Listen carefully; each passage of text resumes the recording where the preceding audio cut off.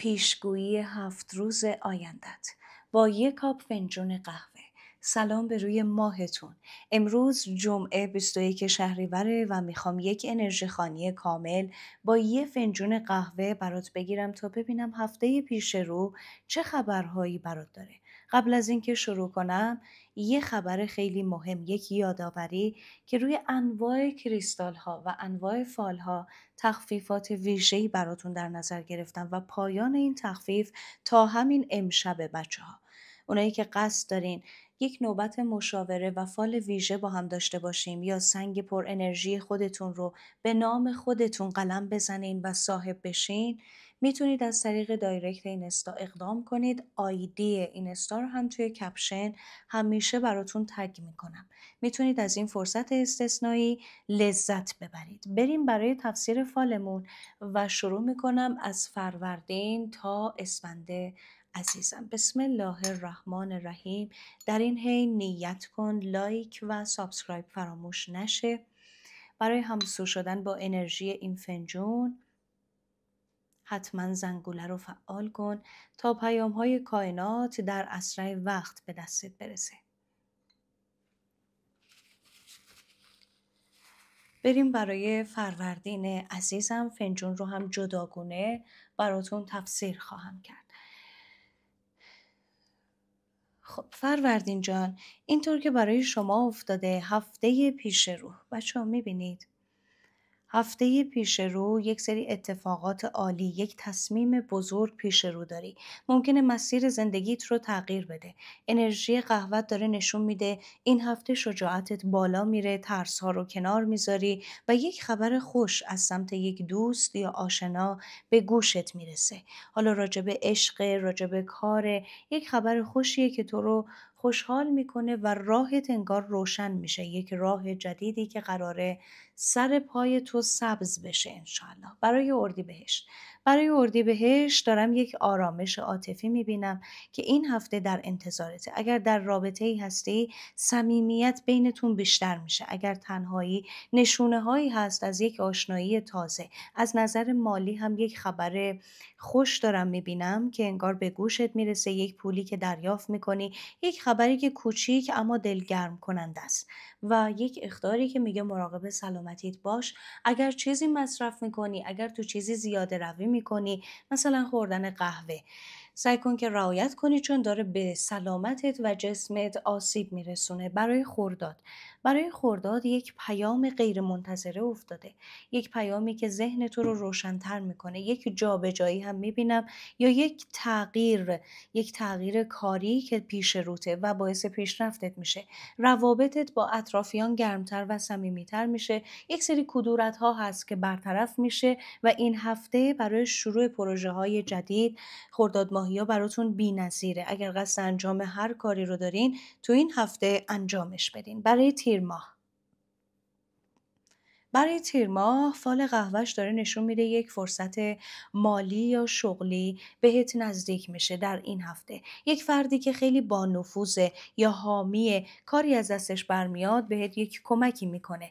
رابطه خانوادگیت محکمتر میشه. یک سری دلخوری ها هست که رفع میشه و این هفته پر از آرامش و حمایت اطرافیانه. دعوت میشی به جایی که روحیت رو تغییر میده. برای مرداد عزیز دارم میبینم یک انرژی عشق که خیلی پررنگه. یک دیدار عاشقانه یا یک شروع رابطه که میتونه جدید هم باشه یا شخصی که قبلا باهاش تو رابطه بودی الان ازش خبری نیست. یک ارتباطی بین شما شکل میگیره که صمیمی هم هست و دارم میبینم اونایی که تو رابطه هستین شور و هیجان دوباره بهتون برمیگرده. از نظر کاری هم نشونه های پیشرفت و یک موقعیت جدید هست که باید ازش استفاده کنی چون برات بی‌نظیر افتاده. برای شهریور دارم میبینم این هفته یک انتخابی که خیلی سرنوشت سازه پیش روته. ممکنه بین دوراهی باشی اما قهوه نشون میده که مسیر درست رو انتخاب میکنی، پیدا میکنی و یک آرامش و یک انرژی زیاد وارد زندگیت میشه که خودت هم حسش میکنی. از نظر مالی یک دری که بسته بوده قراره برای شهریور ماهی باز بشه اما کم کم، یکم صبور باش. برای مهر برای مهر ماه دارم میبینم توی روابطت تغییر مثبتی و عمیقی اتفاق میفته. انگار که با کسی که کدورت داشتی، بینتون مشکلاتی هست، این هفته برطرف میشه. با صحبت، با گفتگو، انگار هر چی که بینتون بوده از بین میره. یک دل خوش، یک حال خوب و عشق تازه برای شما افتاده. از اون طرف دارم میبینم اونایی که مجرد هستین یک آشنایی تازه دارین، میتونه حالا خواستگار هم باشه. از نظر کاری انرژی هاتون خیلی روشنه و پر از فرصت میبینم این هفته رو برای مهر ماه. انشاءالله که خیر باشه برای همتون، این فرصت ها رو از دست ندین. برای آبان، آبان دارم میبینم که یک دوره سختی داشتی، کم کم داره تموم میشه. یک معجزه یا یک گشایش بزرگ برات اتفاق میفته. اگر کاری رو خیلی غیر ممکن و نشدنی میدیدی، این هفته خبرهای تازه‌ای دربارش میشنوی که به حالت ممکن تبدیل خواهد شد.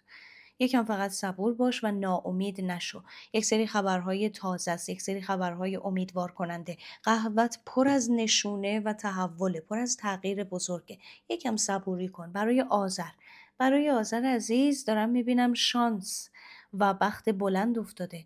انگار یک اتفاقی میفته که به شانس خوبت این هفته مطمئن میشی، ایمان میاری و یک معامله یا یک قراردادی پیش روته که خیلی خیلی پرسوده. یک سود بزرگی بهت میرسه و یک سفر کوتاه یا حتی مهاجرت برای بعضی از متولدین آذر دیده میشه که این اتفاق میفته و خیلی هم خوب و روشن. انرژی های کائنات داره راه های جدیدی رو جلوی پات باز میکنه. یکم فقط حواست بیشتر باشه.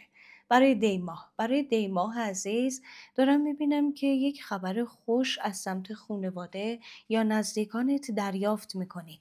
یک خبری که خیلی برات مهمه و واقعا خوشحال میشی. موفقیت یا یک شروع جدید در خانوادت هست، در ارتباطاتت هست. از نظر مالی شرایطت بهتر میشه و آرامش بیشتری رو احساس میکنی. این هفته پر از حمایت، پر از عشق اطرافیان. دوستهای واقعی این هفته خودشون رو بهت نشون میدن.